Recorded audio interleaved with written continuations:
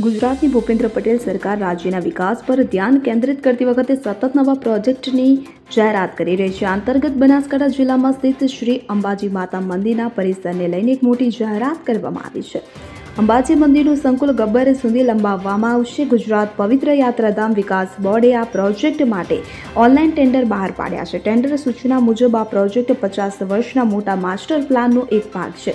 શ્રી અંબાજી માતા મંદિરના વિસ્તરણના આ પ્રોજેક્ટનું બજેટ 804 કરોડ રૂપિયા છે. આ પ્રોજેક્ટમાં મંદિર સંકુલનું વિસ્તરણ અને તેના પુનઃવિકાસ કાર્યનો સમાવેશ થાય છે.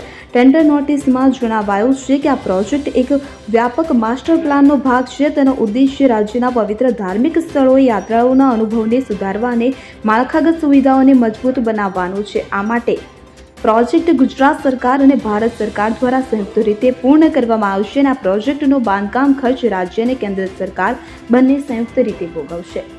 Bureau report CN24 news. હવે જુઓ દેશ દુનિયાની તમામ ખબરો તમારી આંગળીના ટેરવે.